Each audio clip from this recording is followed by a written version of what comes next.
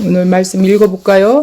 28절부터 37절까지. 이 말씀을 하고 돌아가서 가만히 그 자매 마리아를 불러 말하되 선생님이 오셔서 너를 부르신다 하니 마리아가 이 말을 듣고 급히 일어나 예수께 나아가매.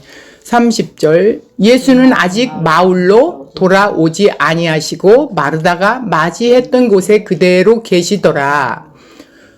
마리아와 함께 집에 있어 위로하던 유대인들은 그가 급히 일어나 나가는 것을 보고 곡하러 무덤에 가는 줄 생각하고 따라가더니 마리아가 예수를 계신 곳에 가서 배웠고 그 발 앞에 엎드리어 이르되 주께서 여기 계셨더라면 내 오라버니가 죽지 아니하였겠나이다 하더라.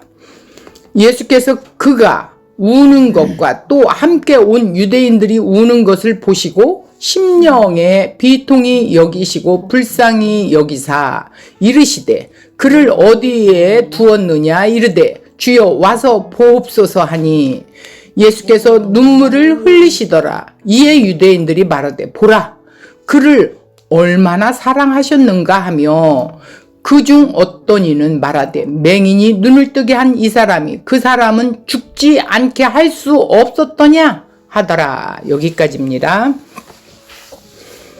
자, 오늘 말씀 주제는 예수께서 눈물을 흘리시더라. 오늘 이제 상황을 좀 잘 살펴보세요. 32절에 보니까 전주에 마르다가 고백했던 오늘 말씀의 마리아도 고백이 똑같아요. 21절 볼까요?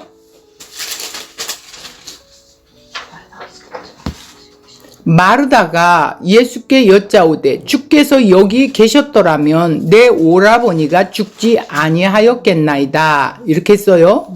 근데 오늘 32절에 보니까 마리아가 이제 전주에는 마르다가 했고 오늘은 동생 마리아가 예수 계신 곳에 가서 배웠고 그 발에 엎드려서 이르되 주께서 여기 계셨더라면 내 오라버니가 죽지 아니하였겠나이다 하더라. 이렇게 했어요. 자, 21절과 32절이 같은 내용이에요. 같은 자매의 생각과 예수를 믿는 믿음이 똑같죠. 그죠? 네. 자, 그런데 아직 성령이 안 왔네. 여기에서 우리가 살펴봐야 할 것이 이들의 생각이 맞는 것인지 맞지 않는 것인지 한번 우리는 살펴봐야 돼요. 왜 예수님이 왜 우셨는가? 무엇 때문에 우셨는가? 이 상황들을 좀 한번 곰곰이 이렇게 생각하면서. 그런데 유대인들이 생각에는 이렇게 나오죠? 그죠? 그러나 예수님의 생각과 유대인들의 생각은 전혀 틀려요. 그렇지, 자, 틀리지. 오늘 이 상황을 잘 생각해 보면서 자, 오늘 이 원고 한번 볼게요. 하나님은 사랑하시다는 말을 많이 들어왔을 거예요. 하나님은 사랑이시야. 이 소리 굉장히 많이 들었죠, 그죠? 네. 많이 말하는 것이 하나님의 사랑, 자비, 궁율이에요. 그리고 우리는 이렇게 하나님 사랑, 자비, 이 궁율에 대해서 너무나 잘 알고 있다고 생각하죠. 하지만 성경에서는 보여지는 사랑은 우리가 생각하는 것과는 전혀 다른 것일 수 있음을 잊어서는 안 된다라는 거예요. 잘 살펴봐야 된다는 거죠. 자, 나사로는 예수님의 사랑의 대상이었어요. 그런데 나사로의 형편은 병으로 죽어가고 있었죠. 이것이 우리가 생각하는 사랑과 맞지 않는 부분인 거예요. 예수님이 나를 사랑하신다면 이렇게 나와요. 나에게 힘든 일이 없어야 하지 않냐. 왜 그런데 예수님 나 사랑한다면서 왜 이렇게 어려운 일이 많아. 이럴 수 있다라는 거예요. 나사로가 병든 것은 예수님의 사랑과 상관이 있어요, 없어요? 상관없어요. 상관이 없다라는 거예요. 자, 나사로가 병든 것은 죄의 증상으로부터 온 거죠. 예. 즉 사랑하기 때문에 병든 것이 아니고 사랑하지 않기 때문에 병든 것이 아니라는 거예요. 나사로가 병든 것은 나사로가 죽어야 할 죄인이기 때문이에요. 이유는 이거 하나입니다. 자, 우리의 몸은 죽을 몸이죠. 썩어질 몸이고 실제 썩어져 가고 있는 몸이에요.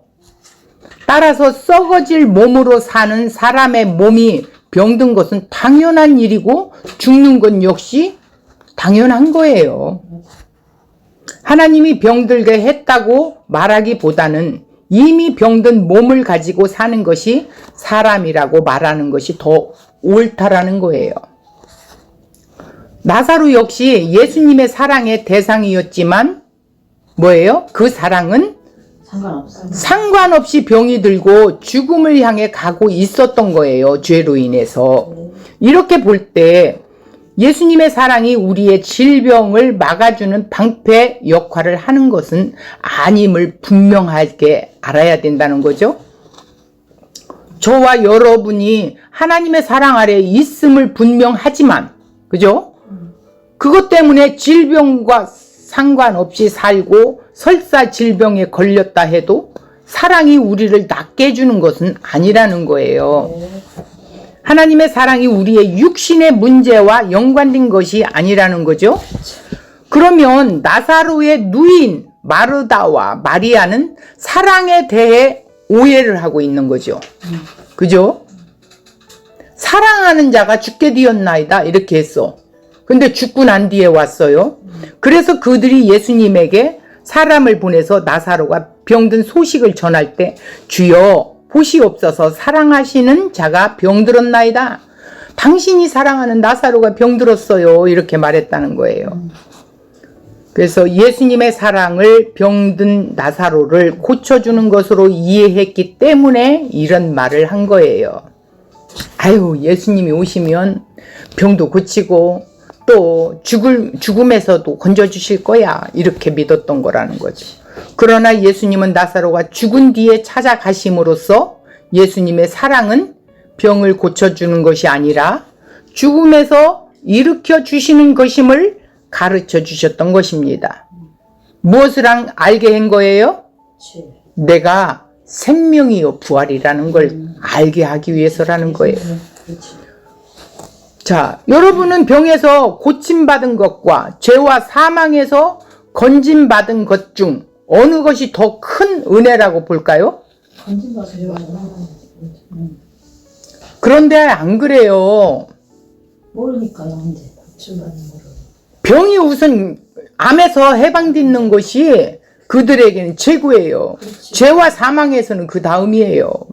건진받는 거. 이게 현실의 메시아. 문제들을 향해서 살아가는 사람들의 믿음이에요. 당연히 죄와 사망에서 건짐받는 것이에요. 예수님은 이러한 큰 사랑을 보여주시기 위해서 병든 나사로를 찾아가시는 것이 아니라 죽어서 무덤에 있는지 사흘이나 지난 나사로를 찾아가시는 것이었습니다. 병은 고침받아봐야 또다시 병들게 되죠. 그렇죠. 그리고 마지막은 죽음이에요. 만약 예수님의 사랑이 병을 고쳐주시는 것이라면 결국 그 사랑도 한계가 있다고 말할 수밖에 없죠. 그래. 뭔가 부족한 사랑일 수밖에 없는 것이 됩니다. 그러나 참된 사랑은 완전하다는 거예요. 그것이 우리를 영원히 병들지 않고 죄와 사망에서 죽지 않는 자로 살려내시는 것이에요. 예수님은 이러한 사랑으로 우리를 찾아가시고 나사로를 찾아가시는 거예요. 예수님을 영접한 마르다는 주께서 여기 계셨더라면 내 오라비가 죽지 않았을 거예요. 이렇게 했어요. 원망과 불평의 말을 하는 것이었죠. 이것이 예수님이 왜 오셨으면 무엇을 가지고 오셨는가를 모르기 때문에 나오는 원망이요 불평이라는 거죠. 우리도 마르다처럼 육신의 문제로 인해 예수님을 원망하는 경우가 참 많습니다. 그러나 그것은 예수님의 사랑을 이해하지 못한 결과일 때만 그렇다라는 거예요. 설령 예수님이 누구시고 무엇을 위해서 오셨는가를 배워서 안다고 할지라도 내 속마음이 원하는 것은 뭐예요? 우리가 원하는 것. 원망과 불평은 사라지지 않을 것입니다. 이것이 바로 예수님을 믿되 자기식으로 믿는 우리들의 유대인들의 사고방식 믿음이에요. 이 유대인들의 사고방식 믿음을 오늘 한국 교회에서도 갖고 있다라는 거예요. 이것이 현대 교회의 믿음의 실상이고 또 우리가 아직 버리지 못하고 있는 믿음의 모습일 수밖에 없다라는 거예요. 예수께서 제자들을 데리고 베다니에 도착을 했을 때에는 이미 어떻게 했어요? 나사로 시신이 무덤에 있는지 아이고 나흘이 됐어요. 예수님이 도착했다는 소식을 들은 마르다가 급히 달려가 예수를 영접하지요. 예수를 보는 순간에 서러움과 또 섭섭함과 원망 이런 것들이 막 솟구칩니다. 21절 주께서 여기 계셨더라면 내 오라버니가 죽지 않았을 거 아니에요. 막 이런 말. 나사로를 무덤에서 나오게 하는 내용이 요한복음에 기록되어 있는 7 표적 가운데 마지막 표적이에요. 자, 사도 요한이 이 7 표적을 선택한 것은 이를 통해 예수가 하나님의 약속의 성취자로 오신 그리스도이심을 증거하여 우리로 하여금 어떻게 한다고요? 예수 이름 힘입어 생명을 얻게 하려는 의도에서 그렇게 한 것이다. 우리가 잊어서는 안 되는 말씀, 요한복음을 쓴 결론이 뭐예요? 요한복음 20장 30절에서 31절. 30절은 표적에 대해서 많은 것들이 있지만 7가지를 꺼내서 기록했다는 거예요. 31절 어떻게 한다고요? 그 이름을 힘입어 생명을 얻게 하려고 했다라는 거예요. 이 기적들을 일으킨 것, 표적들을 일으킨 것은 그분이 누구냐는 거야. 그래서 그분을 알고 그분을 믿는 믿음을 주셔서 믿게 하는 그 믿음이라는 거예요. 오늘은 죽은 나사로를 살리시는 표적을 보면서 사도 요한이 증거하고자 하는 예수는 어떤 예수인지 바로 알고 예수의 이름을 힘입어 생명을 얻는다는 말이 무슨 뜻인지 살펴보도록 하겠습니다. 28절에서 31절, 32절, 33절까지 이 말을 하고 들어가서 가만히 그 자매 마리아를 불러 말하되 선생님이 오셔서 너를 부르신다 하니 지금 언니가 그랬죠. 가만히 예수님 말씀 듣고 와가지고요. 고백한 후에예요. 자, 29절 마리아가 이 말을 듣고 급히 일어나 예수께 나가매 30절 예수는 아직 마을로 돌아오지 아니하시고 마르다가 맞이했던 곳에 그대로 계시더라. 31절 마리아와 함께 집에 있어 위로하던 유대인들은 그가 급히 일어나 나가는 것을 보고 곡하러 무덤에 가는 줄로 생각하고 따라가더니 이제 유대인들까지 따라가요. 32절 마리아가 예수 계신 곳에 가서 배웠고 그 발 앞에 엎드려 이르되 주께서 여기 계셨더라면 내 오라버니가 죽지 아니하였겠나이다 하더라. 자, 마르다가 21절에서 이야기한 것처럼 똑같이 32절에서 마리아가 원망을 하고 있죠. 자, 33절 예수께서 그가 우는 것과 또 함께 온 유대인들이 우는 것을 보시고 심령에 비통히 여기시고 불쌍히 여기사 아마 대성통곡을 하면서 울지 않았겠습니까? 마리아가 울고 마르다가 울고 따라온 유대인들이 같이 울으니 그들의 우는 것을 보시고 예수님은 심령에 비통히 여기시고 불쌍히 여기셨어요. 이건 무슨 뜻이냐면 마음이 몹시 아프고 슬프다는 뜻이에요. 왜 마음이 몹시 아프고 슬플까요? 선생이 죽었으니까요. 그래서 그런 게 아니에요. 마음을 모르는. 예수님 마음을 그렇죠. 모르니까 동생이 죽었다면 그것이 더 큰 거지. 예, 34절 이르시되 그를 어디 두었느냐 이르되 주여 와서 보시옵소서 하니 35절에 예수께서 눈물을 흘리시더라. 36절 이에 유대인들이 말하되 보라 그를 얼마나 사랑하셨는가 하며 37절 그중 어떤 이는 말하되 맹인의 눈을 뜨게 한 이 사람이 그 사람을 죽지 않게 할 수 없었더냐?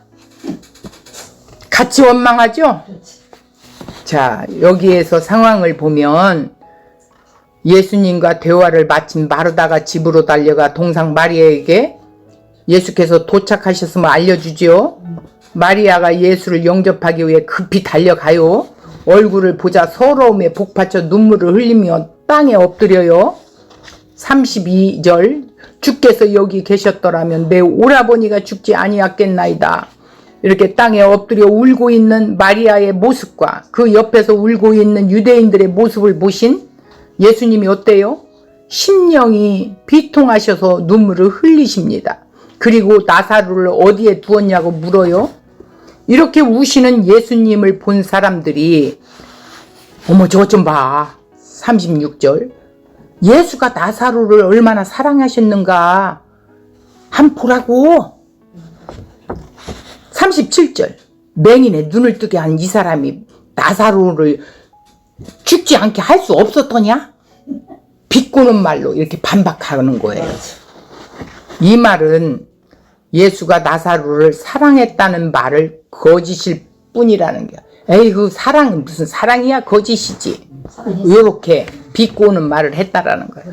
사람들이 이러한 말을 다 들으신 예수께서 속으로 비통히 여기시며 나사로의 시신이 있는 무덤을 향해 가시지요. 이 대목에서 우리가 주목해야 할 것이 있어요. 예수께서 비통하시고 눈물을 흘리신 이유가 무엇이겠어요? 여기서 잘 봐야 돼요. 예수님의 사랑은 무엇으로 입증되는 것인가? 장례식에 참석한 모두가 나사로의 죽음을 애도하고 슬퍼했어요. 예수님은 이들을 보시고 눈물을 흘리십니다. 그들의 울음과 예수님의 울음은 같은 질이 아니에요. 달라요. 예수님의 비통함과 불쌍히 여기심은 눈물 흘리심은 나사로의 죽음 때문이 아니라는 거예요. 그들은 나사로의 죽음 때문에 아이고 사랑한다면서 살려줄 수 있으면서도 죽게 뒀다고 원망하는 거고 예수님은 그런 눈물이 아니었어요. 우리는 남보다 못한 처지에 놓여 있을 때 비통함을 느낍니다. 내가 소망했던 것이 좌절될 때 비통함을 느끼죠. 사랑하는 이가 병들었거나 죽었을 때 비통함을 느끼고 눈물을 흘려요. 그렇다면 나사로의 죽음을 기뻐하셨다는 말을 하지 말았어야 하지 않겠어요? 주님은 나사로의 죽음을 기뻐하셨다고 요한복음 11장 15절 그 뒤에 말씀하고 있죠. 왜냐하면 이 일로 아버지의 영광이 드러나게 될 것이기 때문이라고 그랬어요. 그리스도의 기쁨과 슬픔은 모두 아버지의 뜻과 연결되어 있다는 거예요. 그래서 아버지께 영광이라는 거예요. 나사로의 죽음을 기뻐하셨던 예수께서 비통하시고 눈물을 흘리시는 이유는 따로 있어요. 그것은 죄 아래 놓여 사망의 종로로 타고 있는 우리들의 비참한 영적인 실상을 보고 계시기 때문에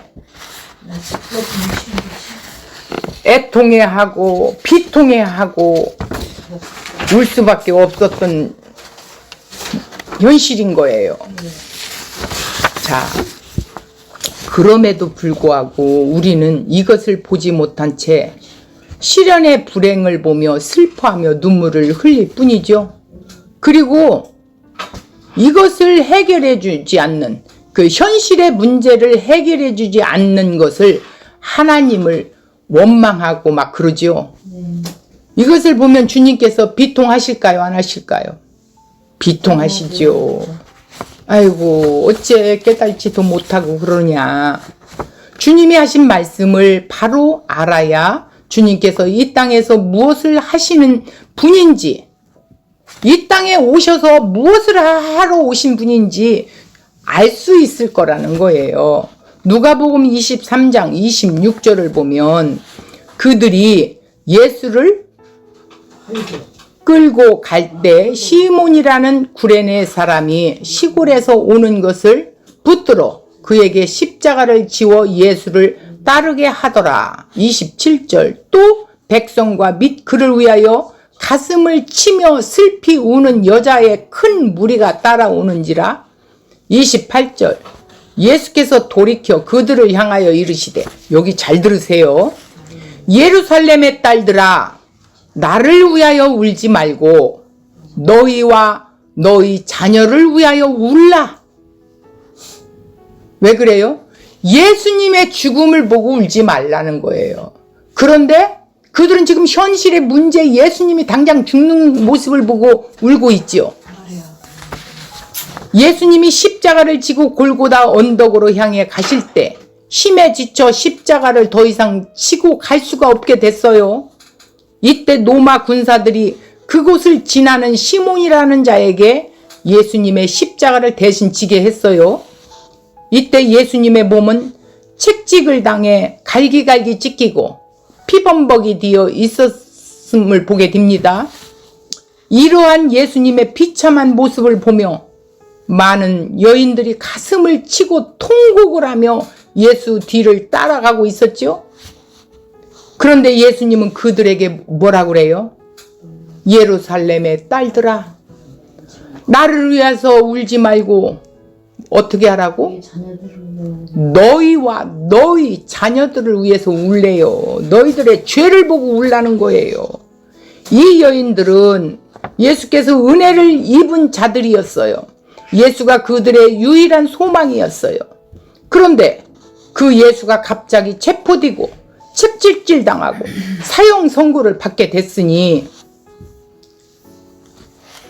비참하고 통회하고 말할 수 없겠지요. 십자가를 지고 처형장으로 끌려가고 있는 예수를 따라가면서 가슴을 치고 눈물을 흘릴 수밖에 없었던 거예요. 그런데 예수께서 이들을 향해 얘들아 나를 위해 울지 말고 너희와 너희 자녀를 위해서 울어 이렇게 말씀하시는 거예요. 예수님은 지금 그들이 받아야 할 저주를 대신 받기 위해 십자가에 못 박히고자 골고다 언덕을 향해 가고 계십니다. 이 여인들은 이러한 사실에 대해 전혀 알지 못하기 때문에 그래서 막 가슴을 치고 우는 거예요. 예수님의 죽음이 무엇을 의미하는지 알지 못하기 때문에. 그들의 눈에는 불쌍한 예수님 모습에 그 불쌍하고 처량한 예수를 보면서 가슴을 치며 슬피 울고 있는 거예요. 그러나 예수님은 그들의 비참한 영적 처지를 보고 계셨어요. 이게 엄청나게 중요한 거예요. 죄 가운데 태어나 하나님과 원수된 자로 살아갔다. 하나님의 저주를 받고 멸망을 받을 운명인 그들의 비참한 처지. 이것을 보고 예수님은 우셨는데, 그래서 나를 위해서 울지 말고 너희 자녀를, 너와 너희 자녀를 위해서 울래요. 그렇게 말씀하신 거예요. 우리는 죄의 종되어 사는 삶에 길들여져 있어요. 길들여져 있으니까 어떻게? 모르지. 그러니까 현실에 보이는 것에만 울고 웃고 하는 거예요. 맞아요.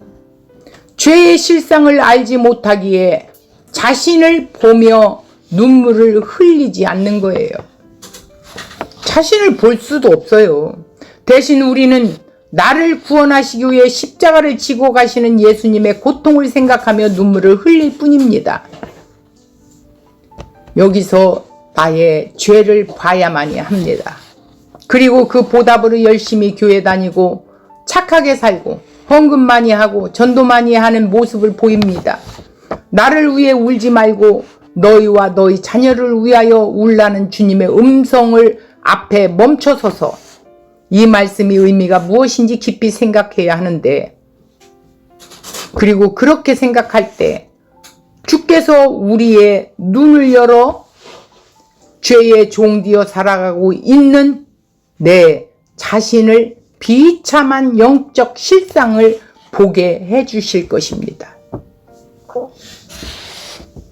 사도행전 2장을 보면 베드로의 설교를 듣고 자신의 죄에 눈이 열린 사람들을 볼 수 있죠. 베드로는 너희가 십자가에 못 박아 죽인 예수가 하나님이 보내신 메시아였다는 것들을 두려워하지 말고 선포했어요. 두려워하지를 않았어요. 그때 당시만 해도 예수 이야기만 해도 핍박을 받을 때예요. 이때 베드로의 설교를 듣고 있던 자들에게 하나님의 영이 임하여서 자신의 죄를 보고 마음의 찔림을 받게 되는 일이 벌어지게 된 거예요. 마음의 찔림이 뭐예요? 내가 죄인이구나. 깨달은 거죠. 내 죄로 말미암아 예수님이 십자가에서 대속과 의롭담을 이루어 놓으셨구나. 이걸 안다라는 거예요. 사도행전 2장 37절 나를 위해 울지 말고 너와 너희 자녀를 위해 울라고 하신 주님의 말씀이 이루어진 것입니다. 이들은 예수의 고난을 생각하며 마음에 찔린 것이 아니라 자신의 죄에 눈이 열려 마음에 찔린 거예요. 그래서 이 사도행전에 말씀하신 것처럼 어떻게 해요? 마음이 찔려 울게 된 거예요. 그러니까 나와 내 자녀들의 죄를 본 거죠. 지금 오늘 말씀은 지금 이들이 예수님이 아직 죽기 전이고 성령이 오시지 않았기 때문에 못 알아들어요. 못 깨달았던 거예요. 이들에게 예수의 십자가가 생명의 능력으로 다가옵니다. 새로운 피조물로 거듭나게 되는 거죠. 이렇게 마음이 찔려서 영적인 눈이 열린 자들, 내가 죄인이구나. 죄와 사망에서 죽을 수밖에 없는 나를 예수가 십자가에서 대속과 의롭담으로 이 일을 이루어 놓으신 그 믿음을 믿는 믿음을 내게 주셨구나.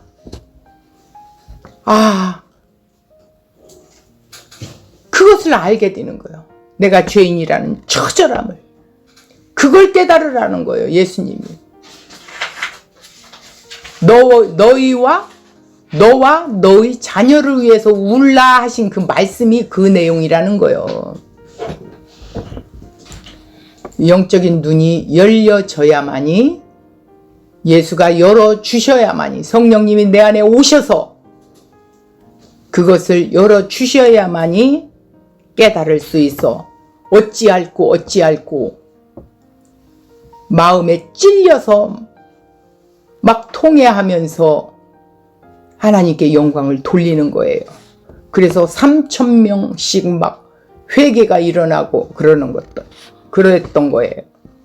자신의 비참한 영적 실상을 보지 못하고 예수의 십자가를 믿고 있는 자들의 믿음은 뭐예요? 그거는 참 믿음이 아니에요. 솔직히 말해서 거짓 믿음이죠. 예수님의 십자가 앞에 설 때 우리의 거짓 의가 드러나야 해요. 신랄하게 드러나야 돼요. 자신의 수치가 가릴 수 있는 것이 없이 벌거벗겨지는 자신의 실상이 드러나야 돼요.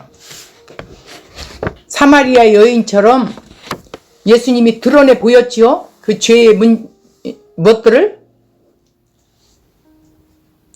죄의 증상으로 내 삶이 일어났던 것들, 내 속에 있는 것들이 막 드러나지요. 그때 비로소 어떻게 해요? 내가 죄인인 걸 깨닫게 되는 거예요. 이때 그리스도의 의의 옷으로 자신의 모든 수치를 덮어주시는 하나님의 은혜를 경험해야 돼요. 벗겨지지 않고는 의의 옷을 입을 수가 없어요. 주님이 벗겨지도록 내 눈을 열어보게 해주셔야 돼요. 그럴 때 죄가 심히 죄가 들 때 어떻게 한다고요? 은혜가 충만하더라.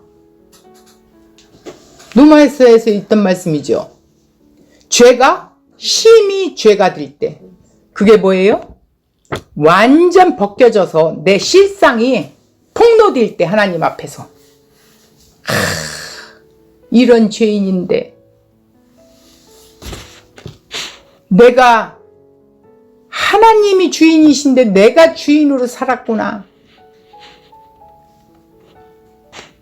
이때 그리스도의 의의 옷으로 자신의 모든 수치를 덮어주시는 하나님의 은혜를 경험하는 자들이 정말 그리스도의 십자가를 아는 자들이고 예수를 믿는다고 참 믿음을 가진 자들이에요. 그러지 않는 이상은 내가 왜 죄인이야? 이런 자들은 가짜 믿음인 거예요. 예수님의 십자가를 믿는 이유가 이것을 믿으면 자신이 천국 가기 때문이라고 생각하는 자들은 착각하고 있는 거죠. 아유, 십자가를 믿는데 뭐 이러면서 십자가는 우리가 입고 있는 모든 옷을 벗기는 능력이 있어요. 있어요, 없어요? 있죠. 죄를 더 드러내잖아요. 십자가를 왜 지셨어요? 이 처절한 우리의 죄와 사망으로 죽을 수밖에 없는 죄인을 대신해서 죄의 싹은 사망인 그 대가를 십자가에서 예수님이 담당하시잖아요. 그래서 어떻게 해요? 그분의 그 대속하심과 그분의 의로우심, 이 의를 모르면 안 됩니다. 기독교의 키는 의예요. 기독교의 구원의 문을 여는 열쇠는 의입니다. 의를 모르면 안 돼요. 아유, 십자가에서 우리를 구속해 주셨어. 이걸로만 끝이면 안 됩니다. 예수님이 곧 하나님의 아들 신이시죠. 하나님이시잖아. 그분이 죄가 있어요, 없어요? 없으신 분이에요. 그래서 그분만이 의로우신 분이에요. 그래서 죽음에서도 살아나실 수밖에 없는 분이에요. 그런데 그 믿음은 어떤 믿음이에요? 예수가 십자가에 2000년에 죽으실 때, 십자가에서 못 박아 죽을 때 나도 함께 죽은 자예요. 예수님이 3일 만에 부활하신 것도 나와 함께 부활한 거예요. 예수님이 다시 오실 때 부활이 아니라 지금 현재 부활이 된 거예요. 자, 그러면서 어떻게 해요? 그분의 대속과 의로 말미암아 우리를 의롭다 여겨주셔서 죄로 죽을 수밖에 없는 우리를 어떻게 한다고? 하나님 앞에 설 수 있게 하실 뿐만 아니라 하나님의 자녀로서 상속자까지, 예수님의 맏아들로 상속자시지요. 하나님의 상속자예요. 그런데 우리는 뭐예요? 양자의 영을 받아 아바 아버지라 부를 수 있어. 자녀의 자격이 됐지요. 그러니 어떻게 해요? 예수님과 함께 상속을 받은 자요.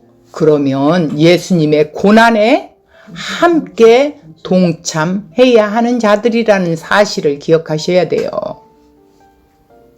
아, 나 예수 믿으니까 구원받았어.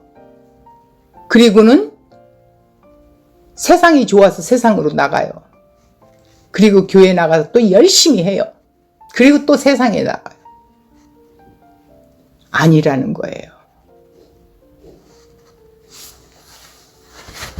하나님이 이리 뭐라고 그랬어요? 그런 자들은, 구원받은 자들은 믿는 일을 해야 되는데 이게 하나님의 일이래요. 믿는 일이. 그 믿는 일이 뭐예요? 예수님을 알아가는 거죠. 자, 십자가가 앞에 설 때 우리는 그리스도의 옷으로 나의 부끄러움을 덮으시는 하나님의 긍휼과 자비를 경험하게 돼요. 그렇죠? 나 같은 죄인을 그 부끄러움을 의의 옷으로 덮어줘. 예수님의 의를 나에게 여겨주신다라는 거예요. 십자가 앞에 설 때 우리의 죄가 하나님께 얼마나 심각한 문제인가를 바로 보게 되지요. 바로 이것이 회개라는 거예요. 주님은 지금도 우리를 회개의 자리에 서게 하기 위해 일하고 계세요. 회개라는 건 뭐예요? 하나님, 내가 잘못했어요. 내가 죄인이에요.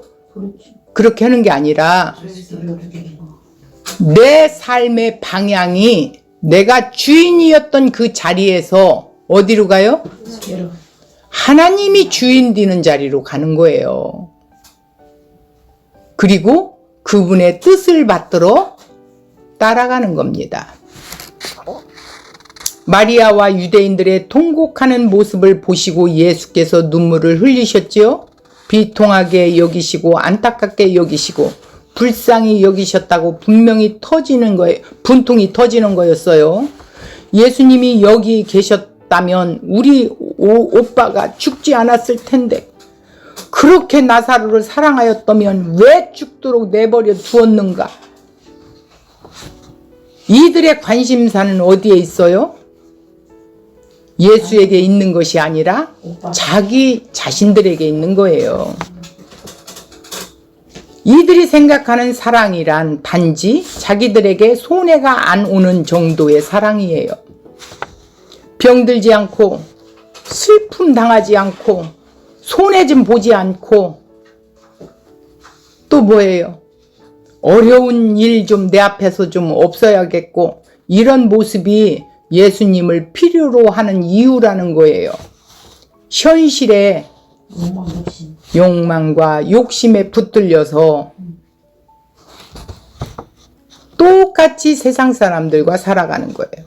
도대체 부활이요 생명이라는 관점에서 알 수가 없는 이들을 보시고 우신 거예요, 예수님이. 예수께서 계시는 곳에는 죽음이 올 수가 없습니다. 예수님이 계신 곳은 죽음이라는 건 올 수가 없어요. 어떤 죽음? 영원한 죽음.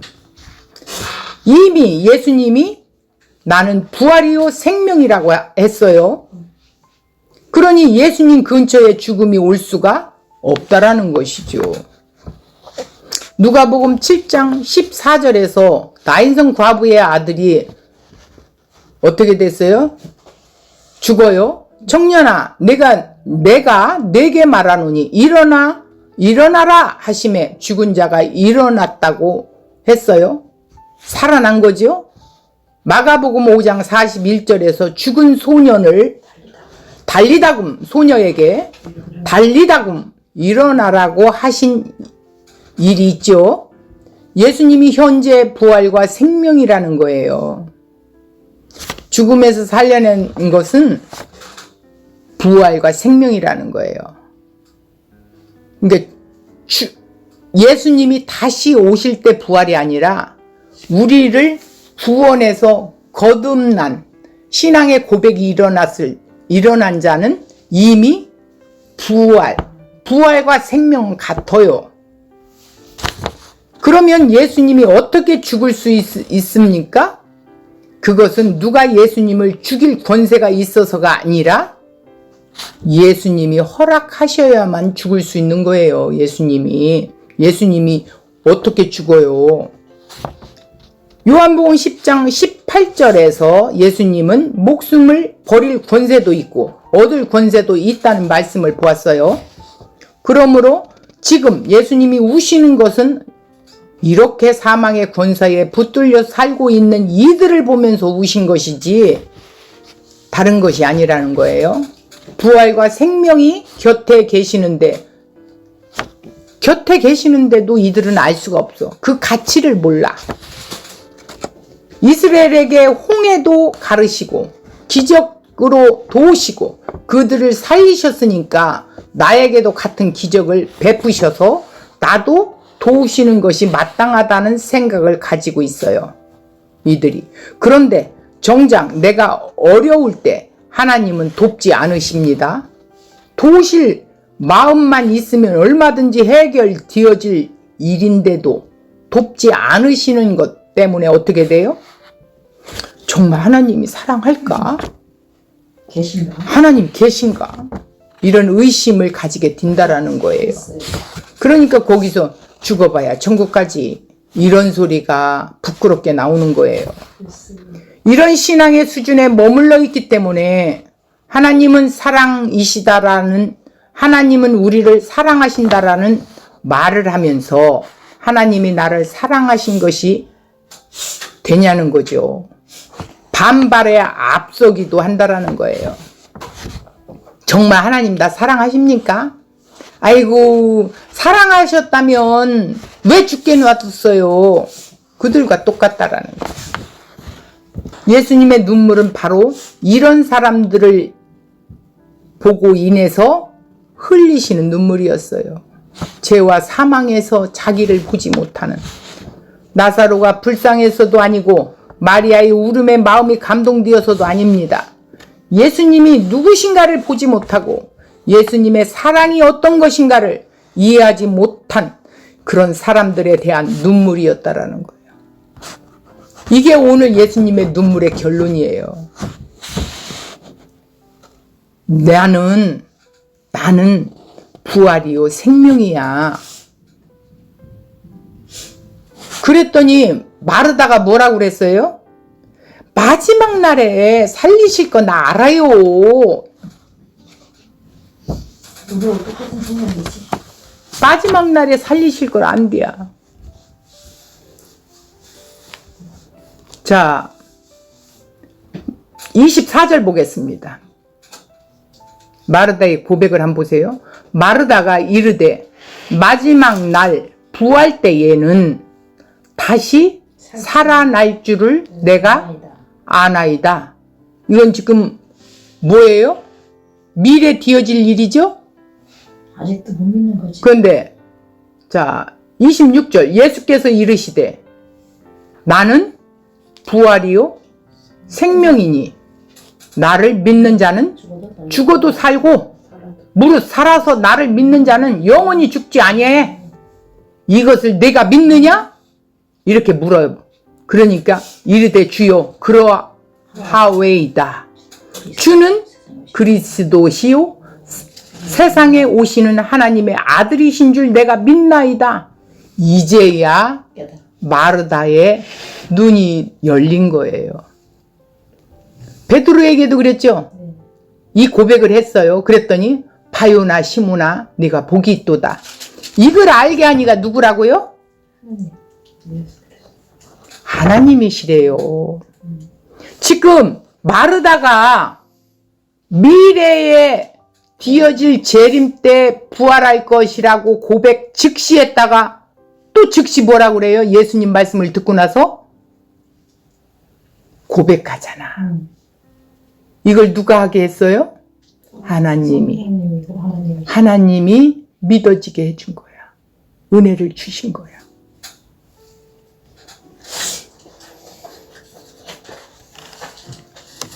우리가 이걸 잘 살펴봐야 돼요. 부활은 나는 부활이요 생명이라고 그랬어요. 예수님 우리 안에 함께 계세요? 함께 계세요? 네, 아멘. 자, 함께 계시면 부활이요 생명이신 그분이 내 안에 계셔. 나도 부활이 됐단 말이야. 이미 부활됐다고 했죠. 내 영혼이 더 이상 죽지 않아. 육은 죽어도 영은 죽지 않는다고. 그런데 육도 마지막 재림 때는 다시 회복하신다라는 뜻이에요. 이것을 기억하셔야 됩니다. 아유, 죽으면, 아유, 재림 때 우리는 다 부활돼. 이거는 한참 더 알아가야 돼요, 예수님을. 다시 말하겠습니다. 예수님이 나는 부활이요 생명이라고 하셨어요. 예수님과 함께 하는 것이 자체가 부활과 생명으로 살아가는 것이에요. 그래서 갈라디아서 보면 이제는 내가 사는 것이 아니라 내 안에 그리스도와 함께 사는 거예요. 이러한 믿음이 아니었기 때문에 나사로의 죽음에 예수님이 함께하지 않았다고 말하고 슬픔에 빠져 있었던 거예요. 예수님이 왜 일찍 안 오셔갖고 우리 오라비 죽게 했어요, 이렇게 했다라는 거예요. 그리고 예수님은 그러한 수준의 믿음에 대해 충분히 통분히 여기셨지요. 그들의 수준의 믿음에 울으셨던 거예요. 어째 나를 보고도 모르냐. 구원을 나중에 멸망으로 가지지 않고 어떻게 구원을 나중에, 그러니까 미래에 멸망으로 가지지 않고 영생하는 것으로만 생각해서는 안 된다라는 거예요. 무슨 말인지 아세요? 그러니까 구원을 받았다면 이미 나는 부활이요 생명이신 주님과 함께 있기 때문에 부활된 거지요. 이것은 나중에 마지막 날 오라비가 다시 살 것이라고 이렇게 생각했던 이 마르다의 수준으로 우리가 머물러 있어서는 안 된다라는 거예요. 구원은 지금 현재 부활이요 생명이신 그리스도가 함께 연합되어 살고 있다라는 사실을 기억하셔야 된다라는 거예요. 예수님이 계시다면 예수님과 같은 마음으로 살아갑니다. 그죠? 그 마음으로 자신을 볼 수 있어요. 그럴 때 나의 죄로 인해서 흘려지는 애통한 눈물이 우리에게 나온다라는 거예요. 내 죄로. 그러니까 이게 구원하고 영생하고 같은 말이라고 그랬잖아요. 같은 말이죠. 부활도 같은 말이고. 구원하면 부활과 영생이 된 자예요. 안 되지요. 구원을 지금 이루어가고 있다고 그랬고. 구원을 이루어 간다라는 것은 구원을 이미 받은 자가, 완료형으로 받은 자가 이루어 간다라는 건 뭐예요? 너희는 세상에 나가 뭐라고 써요? 세상에 이루어갈 것이고. 자, 로마서의 12장에 들어가면 이제 복음을 이야기한 뒤에 11장까지 이야기한 뒤에 그러므로 너희는 어떻게 하라고? 세상에 나가 산 제사로 하나님 앞에 예배를 드리래. 삶의 예배가 되어지라는 거예요. 그래서 너희를 통해서 하나님의 구원을 이루어 가시는 걸 드러내 보이라는 거예요. 그렇지, 살면서 또 드러내 보여요. 그러니까 내 삶의 열매가 성령을 통해서 드러내 보여진다라는 거예요. 이것이 구원을 또 이루어 가는 거예요. 그러니까 여기 말을 내가 구원을 최종까지 이루어 가야 구원 받는 게 아니고 구원 받은 결과물로 이제 성령이 나를 구원의 정착지까지 이끌어 가신다라는 거예요. 그러니까 마리아하고 마르다는 지금 부활하고 생명을 따로 생각하는 거 아닌가요? 그게 아니라 육신의 생명을 생각하고 있어요. 마르다와 마리아는. 자, 그런데 예수님 뭐라 그래요?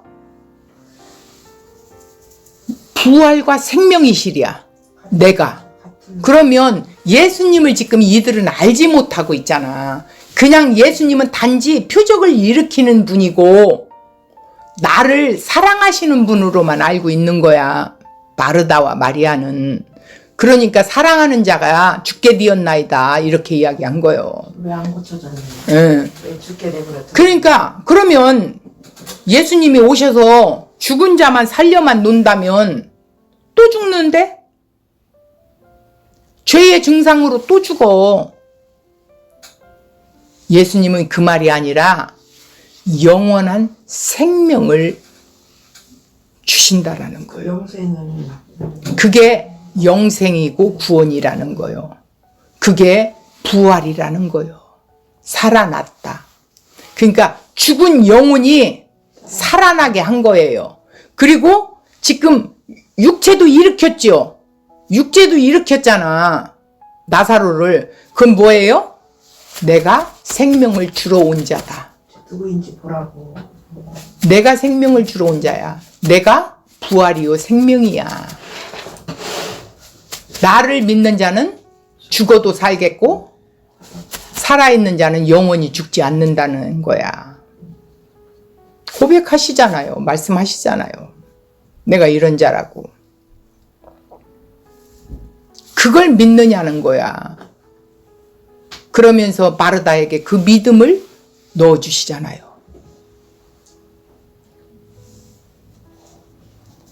그러니까 육신만 살려놓으면 또 죽어. 죄의 증상으로. 우리는 죽을 수밖에 없고 아까 서두에 그랬잖아. 계속 지금 우리는 죽어가고 있어. 육은. 그러나 영은 영원히 살아있어요. 근데 마지막 재림 때에는 우리 육신도 함께 살리시는 분이시다 이 소리예요. 자, 오늘 이 말씀을 다시 한번 집에 가셔서 더 한번 깊이 생각하시고 묵상하시면서 아, 부활이시고 생명이신 예수님이 내 안에서 계실 때에는 나의 고백이 나온다. 너희가 이런 것을, 이 세상 것을 보고 울지 말고 어떡하라고? 죄 아래 죄와 사망 가운데 놓여 있는 그것을 보고 울라라는 거예요.